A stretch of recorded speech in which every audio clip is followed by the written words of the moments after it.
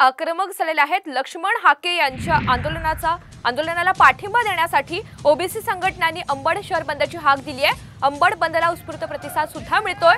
दरम्यान काल रात्री धुळे सोलापूर महामार्गावर जामखेड फाटा इथे ओबीसी आंदोलकांनी रास्ता रोको आंदोलन केलेलं होतं। टायर जाळून शासनाचा निषेध व्यक्त करण्यात आलाय। दोन ठिकाणची आपण ही दृश्य पाहतोय। हाकेंच्या आंदोलनाला पाठिंबा देत अंबड शहर बंदची हाक देण्यात आली आहे। दुसरीकडे धुळे सोलापूर महामार्गावर काल रात्री रास्ता रोको आंदोलन करण्यात आलेलं आहे।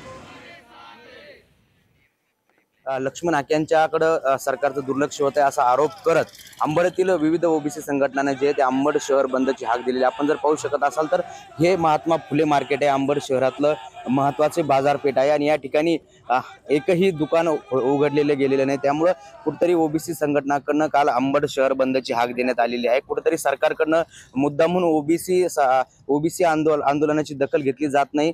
या वेळेला गजबजलेलं हे मार्केट असतं। मात्र जी अंबड शहर बंदची हाक दिलेली आहे त्यामुळे कुठेतरी एकही दुकान उघडलेलं आपल्याला या ठिकाणी दिसत नाही। लक्ष्मण हाके यांच्या आमरण उपोषणाचा आजचा 7वा दिवस आहे आणि सरकारकडनं काही हालचाली होतात का हे बघणं आपल्याला महत्त्वाचं असणार आहे। अक्षय शिंदे, साम टीव्ही न्यूज, जालना। शहर बंदची हाक देण्यात आली। दुसरीकडे धुळे सोलापूर महामार्गावर सुद्धा निषेध व्यक्त करण्यात आलेला आहे। टायर जाळून सरकारचा निषेध व्यक्त करण्यात आला। या ठिकाणी कार्यकर्ते जबरदस्त आक्रमक झाल्याचं पाहायला मिळालं।